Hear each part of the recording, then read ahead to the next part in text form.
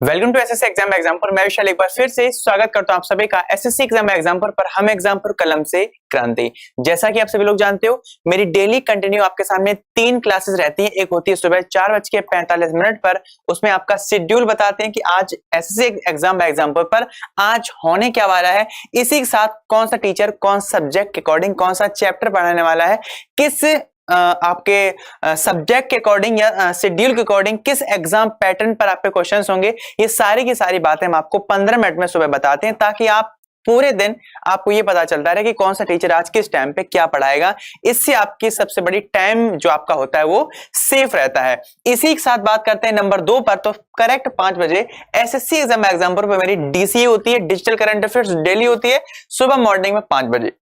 Clear. उसके बाद रात में 11 बजे जो क्लास होती है विशाल एक्सप्रेस के नाम से, और इस क्लास में हम आपको सिर्फ इतना बताते हैं कि आज हमने सुबह आपको जो भी क्वेश्चन कराए, इसके बावजूद और भी कोई क्वेश्चंस अगर ऐसा बन सकता है जो किसी कारण छूट गया हो, वो क्वेश्चंस, और कुछ क्वेश्चंस स्टैटिक के, मतलब आपका सेशन 15 मिनट लिखे हैं परंतु 30, 32, 35 मिनट तक आपका सेशन जो है वो खिंच जाता है। लेकिन इस सेशन का मतलब सिर्फ इतना है, वन लाइनर करंट अफेयर्स। अगर आपको अपने एग्जाम के अकॉर्डिंग तैयारी करनी है, किसी भी एग्जाम के अकॉर्डिंग आपको मेरिट तक जाना है, तो आप मेरी daily current affair class morning में सुबह 5 बजे होती है, उसको आप कंटिन्यू कर सकते हैं। तो चलते बिना रुके अपने सेशन पे। सबसे पहले आज का मोटिवेशन आपके सामने जो हमेशा रहता है, सबका साथ सबका विकास, जिस प्रकार से आप लोग सभी लोग जानते हो। तो चलते हैं आज के पहले क्वेश्चन पे, और आज का पहला क्वेश्चन आप सभी की स्क्रीन पे। सभी लोग इसका आंसर भी जानते हो कि जो सुबह इस क्लास को कंटिन्यू करते हो, क्योंकि इसके साथ साथ और भी नए क्वेश्चंस आज ऐड हुए हैं। क्योंकि कुछ क्वेश्चंस थे, क्योंकि मेरी क्लास हुई नहीं थी सुबह 5 बजे, तो कुछ क्वेश्चंस आपके रह गए थे। तो हाल में यूक्रेन और किस देश द्वारा काला सागर में नौसैनिक अभ्यास सी ब्रिज ड्रिल्स की सह मेजबानी कर रहे हैं? सबसे पहले नोट करना कि आप लोग जो कमेंट करोगे, जो भी आपकी कमेंट आ रही है, ठीक है, जो भी आपकी कमेंट आ रही है, आज जो इस सेशन में हमने आपका कमेंट देखना बंद कर दिया, क्योंकि कमेंट के अकॉर्डिंग क्लास सुबह वाली होती है, सुबह 5 बजे, ताकि आपकी क्लास के अकॉर्डिंग अगर आपको किसी भी प्रकार की कोई दिक्कत हो, क्वेश्चन से संबंधित कोई दिक्कत हो, हमसे कुछ पूछना हो, तो आप सुबह क्लास में कंटिन्यू रह सकते हो 5 बजे वाली में। उसमें जितनी आप ऑफलाइन या ऑनलाइन कमेंट करते हो वो मेरी नजरों के सामने रहती है। तो सबसे पहले स्टार्ट करते हैं, और आज का पहला क्वेश्चन आप सभी की स्क्रीन पे। क्वेश्चन आपसे कह रहा है कि Ukraine and which country are co hosting the naval exercise Sea Breeze drills in Black Sea? तो याद रखना, अभी हाल में अमेरिका और यूक्रेन के द्वारा 30 से ज्यादा अधिक देशों के साथ इसका 21वां संस्करण स्टार्ट किया गया। इसका शुभारंभ 1991 से हो रहा है, 1997 से इसका शुभारंभ हो रहा है, और ये कितने टोटल यहाँ पर 21वां संस्करण 2021 में आयोजित किया गया। ब्लैक सी, और ब्लैक सी कहां पे? काला सागर। ये जस्ट आपके यूक्रेन से अपनी सीमा साझा करता है। कौन सा सागर? तो ब्लैक सागर। इतना आपको इस क्वेश्चन से याद रखना है। पूरी डिटेल में आपको सुबह बताई थी, सुबह तो खैर पूरी डिटेल नहीं बता पाए क्योंकि हमें फीवर था, इस कारण हम आपको पूरी डिटेल के अकॉर्डिंग नहीं बता पाए, उसके लिए माफी चाहेंगे। बट कल से आपकी कंटिन्यू सही से बेहतर क्लास स्टार्ट रहेगी विद स्टैटिक के क्वेश्चंस की। नेक्स्ट है क्वेश्चन नंबर 2। किस राज्य ने पोषण सुधार में सुधार करने के लिए विश्व खाद्य कार्यक्रम के साथ समझौते ज्ञापन पर हस्ताक्षर किए हैं? तो which state has collaborated with the world food programme to improve nutrition security? Kerala के साथ, ओडिशा के साथ, छत्तीसगढ़ के साथ, या जम्मू कश्मीर के साथ?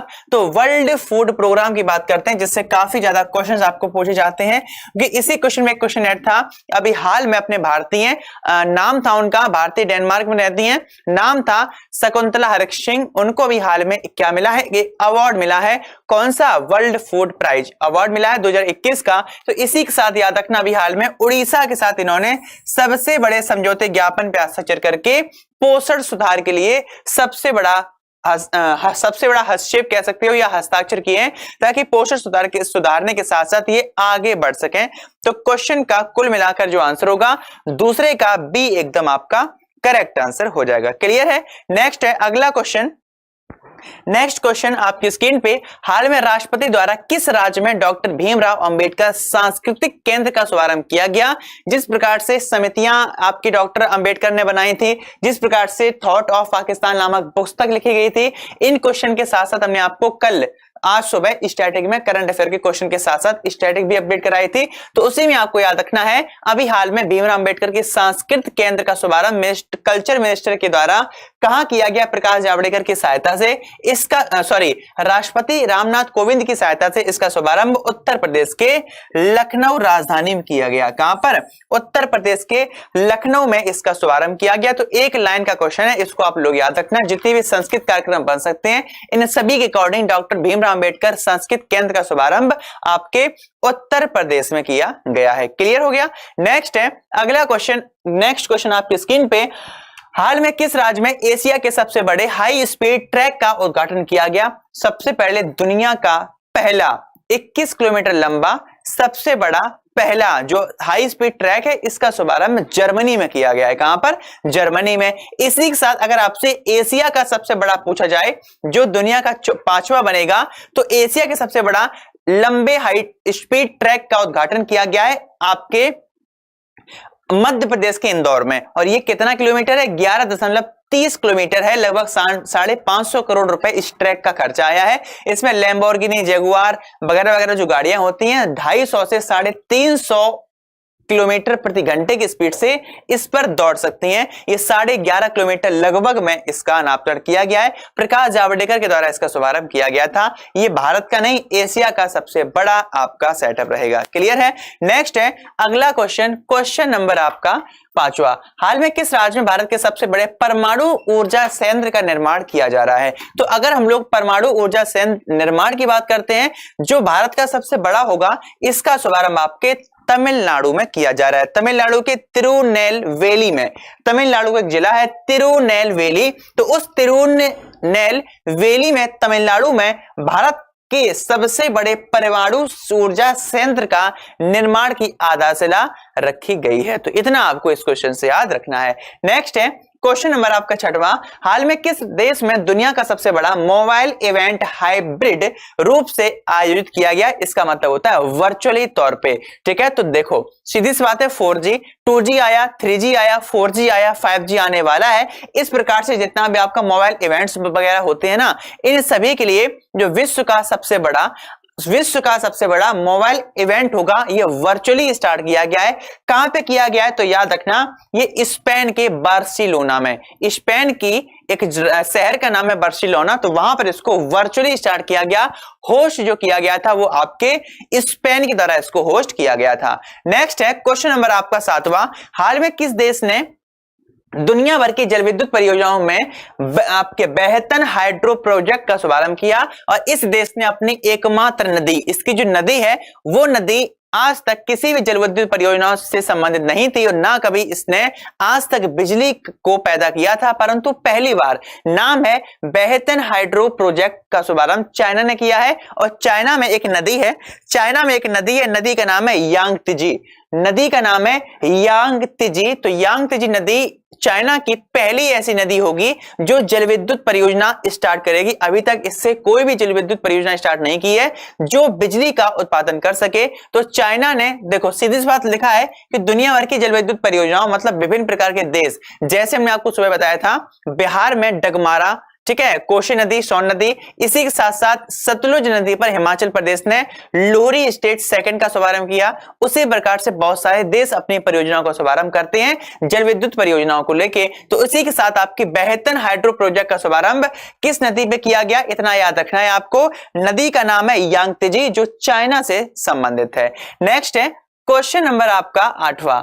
किस राज्य ने मुख्यमंत्री शहरी निकाय स्वामित्व योजना पोर्टल व जन सहायक आपका सहायक ऐप को लॉन्च किया? इस क्वेश्चन से आपको सिर्फ इतना याद रखना है, पोर्टल का नाम क्या है? मुख्यमंत्री शहरी निकाय स्वामित्व योजना। जितनी भी स्वामित्व वगैरह होते हैं केंद्र से या राज्य से, तो हम लोग क्या करते हैं, अगर कोई भी गवर्नमेंट की सुविधा हम लोगों तक नहीं पहुंचती है तो हम लोगों को गवर्नमेंट तहसील, पुलिस, थाने वगैरह वगैरह जो कार्यालय होते हैं, ऑफिस होते हैं, ऑफिसर्स ऑफिस, उसमें जाना पड़ता है। लेकिन अभी हाल में आपके हरियाणा ने इस पोर्टल को लॉन्च करके प्रति व्यक्ति अब उसको कार्यालय जाने की जरूरत नहीं है, वो अपने घर से अपनी किसी भी शिकायत, किसी भी स्वामित्व या किसी भी शहरी निकाय का सदस्य बन सकता है और अपनी प्रॉब्लम्स को शेयर कर सकता है। इसी के साथ पोर्टल के बाद इन्होंने जन सहायक आपका सहायक ऐप लॉन्च किया। अगर आपको किसी प्रकार की कोई किसी के नाम पे एफआईआर करनी है ऑनलाइन, या किसी प्रकार का ऑनलाइन संस्करण करना है जो आप कार्यालय के बाहर चक्कर लगा के करते थे, अब ऐसा नहीं होगा। अब आपके लिए पोर्टल और ऐप दोनों लॉन्च किए गए हैं मनोहर लाल खट्टर, हरियाणा के चीफ मिनिस्टर के द्वारा। नेक्स्ट है क्वेश्चन नंबर आपका 9वां, हाल में किसने ऑल इंडिया रेडियो के महानिदेशक के रूप में कार्यभार संभाला है? अतिरिक्त कार्यभार संभाला है। नाम है एन वेणुधर रेड्डी। नाम क्या है? एन वेणुधर रेड्डी इनका नाम है। इन्होंने अभी हाल में AIR शॉर्ट में कहते हैं, ऑल इंडिया रेडियो के डायरेक्टर जनरल की हिंदी होती है महानिदेशक का कार्यभार संभाला है। नेक्स्ट है अगला क्वेश्चन आपकी स्क्रीन पे, हाल में अंतरराष्ट्रीय दूरसंचार संघ द्वारा जारी ग्लोबल साइबर सिक्योरिटी इंडेक्स 2020 में भारत का स्थान कौन सा है? चौथा संस्करण स्टार्ट हो चुका है। पिछले वर्ष भारत इसमें 37वें नंबर पे था और अब की बार भारत अपना 20 पद गिरा के 10वें नंबर पे पहुंच चुका है। 184 इसमें टोटल संस्करण थे, देश थे 182। सबसे लास्ट में यमन और वेटिकन आया है और 181 नंबर पर, 182 पर यमन और वेटिकन, 181 नंबर पर आया है आपका कोरिया। नंबर 1 की बात करते हैं तो यूएसए, नंबर 2 की बात करते हैं तो आपका यूके, और अपने भारत की बात करते हैं तो अपना भारत इसमें 10वें स्थान पर आता है। इसी प्रकार से इंटरनेशनल आपका टेली कम्युनिकेशन यूनियन की बात करते हैं तो इससे संबंध में बस इतना आपको फैक्ट याद रखना है, इसका जो हेडक्वार्टर है वो जिनेवा स्विट्जरलैंड में स्थापित है। नेक्स्ट है क्वेश्चन नंबर 11, हाल ही में किस मंत्रालय ने गंगा बेसिन प्रणालियों में हिमनद झीलों से संबंधित सबसे बड़ा मानचित्र जारी किया? लगभग 4000 से ज्यादा झीलों का एटलस हिंदी में, या कह सकते हो मानचित्र को जारी किया है आपके जल शक्ति मंत्रालय के द्वारा। किसके द्वारा? जल शक्ति मंत्रालय के द्वारा सबसे बड़ा अब तक का गंगा बेसिन प्रणालियों में हिमनद झीलों से संबंधित सबसे बड़ा एटलस या मानचित्र को जारी किया है जल शक्ति मंत्रालय के द्वारा। नेक्स्ट है क्वेश्चन नंबर 12, हाल में केंद्र सरकार द्वारा किस राज्य को पुनः 6 और महीनों के लिए अशांत क्षेत्र घोषित किया गया है? अपसफा एक्ट कहते हैं 1958 को। सभी लोग इस बात से वाकिफ होंगे, 1958 कहते हैं इस बात को, तो याद रखना 1958 अधिनियम आपका है 1958 के तहत किसी भी राज्य को, ये नागालैंड लगातार चौथी बार इसको अशांत क्षेत्र घोषित किया गया है। नक्सली होते हैं, आतंकवाद का जो सिलसिला होता है, इसी के साथ में इसको अशांत क्षेत्र घोषित कर दिया जाता है। तो अशांत क्षेत्र अधिनियम 1958 के तहत अभी हाल में आपके नागालैंड को फिर से 6 महीनों के लिए अशांत क्षेत्र घोषित जून से किया गया है। अब आगे 6 महीनों के लिए 6 महीने पूरे हो जाएंगे, फिर इसको हटा लिया जाएगा, मतलब दिसंबर तक ये फिर जाएगा। तो लिखना है आपको नागालैंड, एकदम करेक्ट आंसर हो जाएगा, क्योंकि नागालैंड ने अभी हाल में हॉर्नबिल नामक एक क्या मनाया था? फेस्टिवल को मनाया था। अगला है क्वेश्चन नंबर 13, हाल में निम्न में से किसे 2020 के लिए कुवेंपु राष्ट्रीय पुरस्कार के लिए चुना गया है? राजेंद्र के पांडा को। किसको? राजेंद्र के पांडा को 5 लाख रुपए इसमें राशि दी जाती है। और इसमें होता क्या है, ये उड़िया कवि हैं और ये उनको अवार्ड दिया जाता है जो किसी भी भाषा में सबसे ज्यादा अपना योगदान देते हैं। किसी भी भाषा में सबसे ज्यादा अपना योगदान देते हैं उसी व्यक्ति को कौन सा कुवेंपु राष्ट्रीय पुरस्कार दिया जाता है? 5 लाख रुपए इसमें दिए जाते हैं। क्लियर हो गया?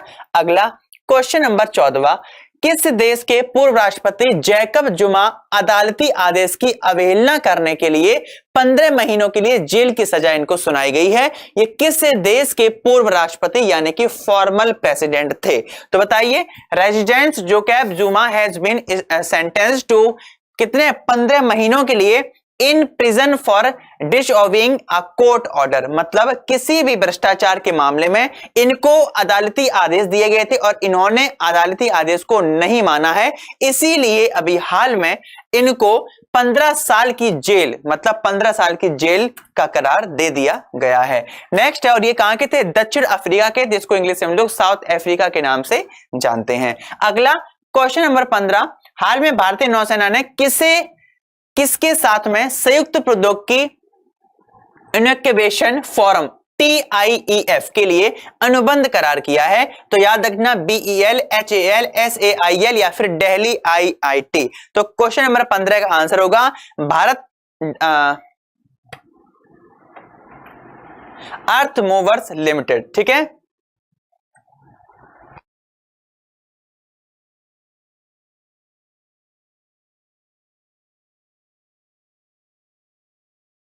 क्वेश्चन का आंसर बताना है BEL, HAL, SAIL या दिल्ली IIT। सबसे पहले याद रखना है दिल्ली IIT के साथ भारतीय नौसेना ने समुद्र विज्ञान के लिए सबसे बड़े समझौते ज्ञापन पे हस्ताक्षर किए। हाल में भारतीय नौसेना ने किसके साथ में अपने संयुक्त प्रौद्योगिकी के लिए हस्ताक्षर किए हैं? तो ये किए हैं आपके BEL के लिए। इसका फुल फॉर्म होता है भारत इलेक्ट्रॉनिक्स लिमिटेड। ठीक है, भारत इलेक्ट्रॉनिक्स लिमिटेड के साथ अपने सबसे बड़े समझौते ज्ञापन पे हस्ताक्षर किए हैं।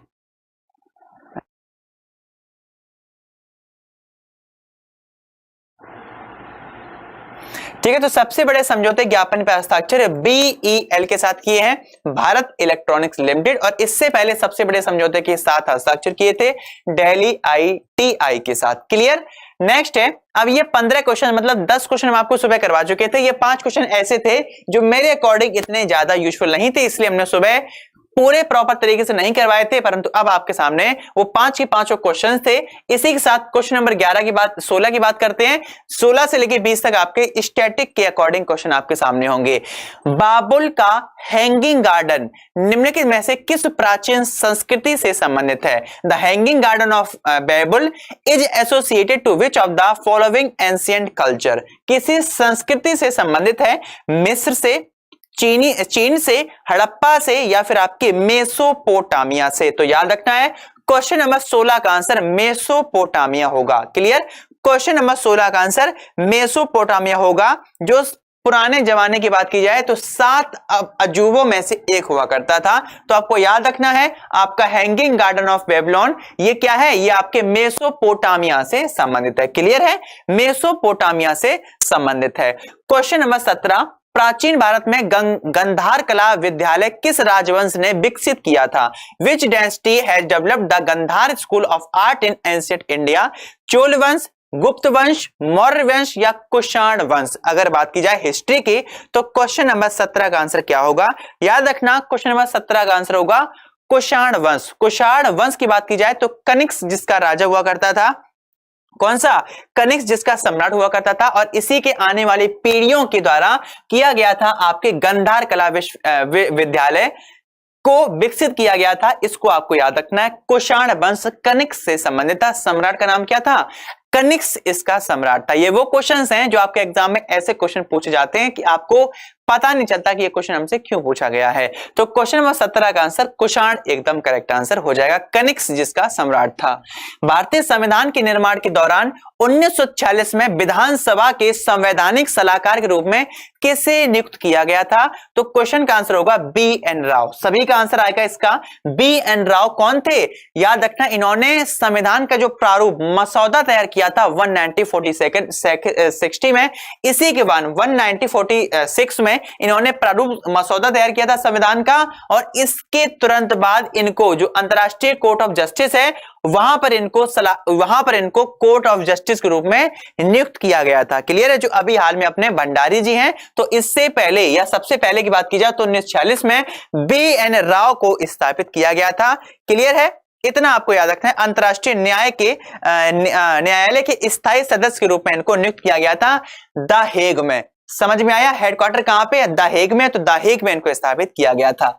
नेक्स्ट है क्वेश्चन नंबर आपका 19, भारतीय संविधान का कौन सा अनुच्छेद मौलिक कर्तव्यों के बारे में बताता है? Article 31C, article 21A, article 15 या आर्टिकल 51A?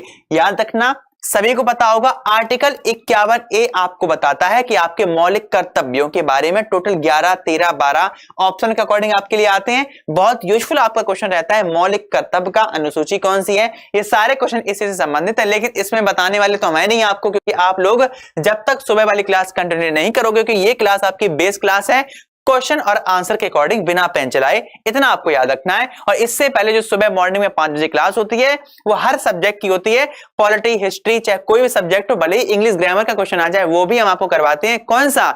जो प्रीवियस ईयर के से संबंधित है और आने वाले एग्जाम में आ सकता है, चाहे किसी भी सब्जेक्ट के साथ में। और इसी के साथ में आपको हम सबसे महत्वपूर्ण चीज करवाते हैं, जो मोस्ट इंपॉर्टेंट क्वेश्चन आपके एग्जाम में आने योग्य बनते हैं, जैसे कि कैसे की मतलब आपका क्वेश्चन का आंसर इसका क्या होगा 19 का डी। तो इसके साथ में हम आपको 51A में आर्टिकल में क्या होता है, कौन से आपके अमेंडमेंट में कौन सा कोई अमेंडमेंट किया गया हो, या किस अनुसूची में 51A आता है, मौलिक कर्तव्यों की संख्या कितनी है, कितनी नहीं रही है, कितने थे, कितना क्या हुआ, सबके बारे में हम आपको नोट करके बताते हैं। नेक्स्ट है क्वेश्चन नंबर 20वां, स्वामी विवेकानंद के गुरु का नाम क्या था? तो बताइए स्वामी विवेकानंद के गुरु का नाम क्या था? अगर गुरु की बात करते हैं तो लगभग आपकी 19वीं शताब्दी की बात है। तो what was the name of Swami Vivekananda gurus? Raman Maharshi, Paramahansa Yogananda, आदि शंकराचार्य, रामकृष्ण परमहंस। तो क्वेश्चन का आंसर परमहंस वाला होगा, लेकिन परमहंस किसी दो में लगा है, या तो बी में लगा है परमहंस योगानंद, या फिर आपके डी में लगा है रामकृष्ण परमहंस। तो क्वेश्चन का आंसर होगा 19वीं शताब्दी में स्वामी विवेकानंद के जो गुरु का नाम था रामकृष्ण परमहंस। तो क्वेश्चन नंबर 20 का कुल मिलाकर आंसर डी एकदम करेक्ट आंसर हो जाएगा। इसी के साथ सेशन आपका यहीं पे समाप्त होता है, लेकिन इससे पहले आपको याद रखना है डेली एसएससी की एग्जाम की रणनीति सुबह आपकी जीत के अकॉर्डिंग 4:45 पे इवेंट होता है, जिसमें हम आपको ये बताते हैं कि कौन सा टीचर आपको पढ़ाने क्या वाला है। और इसी इवेंट के जस्ट बाद आपका करेक्ट 5 बजे सभी प्रतियोगी परीक्षाओं के लिए आपकी जो क्लास होती है, हर क्वेश्चन का पोस्टमार्टम लाइक क्वेश्चन के अकॉर्डिंग सारी करंट अफेयर, मतलब एक क्लास आपकी 1 साल की करंट अफेयर के बराबर होती है अकॉर्डिंग टू क्वेश्चंस। इसी के साथ आपकी इसी क्वेश्चन में आपको सेशन में आपको स्टैटिक के क्वेश्चन हमने आज से आपके स्टार्ट किए हैं, तो बेहतरीन से बेहतरीन क्वेश्चंस विद करंट अफेयर के अपडेट आपके लिए रहते हैं। ये जो क्लास होती है करेक्ट सुबह 5 बजे होती है। टाइम थोड़ा चैलेंजिंग है, तो चैलेंज जिसको पसंद है वो आप इस क्लास में पधार सकते हैं, क्योंकि इसमें लगभग 500-600 बच्चे वैसे भी आते हैं, तो आपका कर्तव्य है सुबह उठ के थोड़ा मेहनत करना। क्लियर? इसी के साथ आपका सेशन यहीं पे समाप्त होता है। जिसने अभी तक चैनल को सब्सक्राइब ना किया हो, सभी लोग मिलकर चैनल को पहले सब्सक्राइब कीजिए। भले ही वीडियो को लाइक मत करना, कोई फर्क नहीं पड़ता, लेकिन आप एक बार सभी लोग मिलकर रिक्वेस्ट है सारे के सारे मिलकर चैनल को सब्सक्राइब कर लें। अगर आपको वीडियो अच्छी लगी हो, यूजफुल लगी हो, तो आप सेशन को लाइक कर सकते हो, और इतनी अच्छी लगी हो कि सेशन शेयर करने लायक हो, तो अगर आपको लगता हो कि ये सेशन और भी लोगों के लिए काफी यूजफुल रह सकता है, तो आप इस सेशन को शेयर भी कर सकते हो। लेकिन सभी लोग मिलकर सब्सक्राइब करना मत भूलना, और डेली क्लास में सुबह वाली कंटिन्यू रहो, ताकि आपके एग्जामिनेशन में ज्यादा से ज्यादा स्कोर कर सको, और स्कोर के साथ आप अपने मंजिल तक पहुंच सको। इसी के साथ सेशन को समाप्त करते हैं। मिलते हैं कल सुबह एसएससी एग्जाम पर 5 बजे एक नए जुनून और नई कंटेंट, नए फ्रेश क्वेश्चन के साथ। तब तक के लिए सभी को जय हिंद, जय भारत।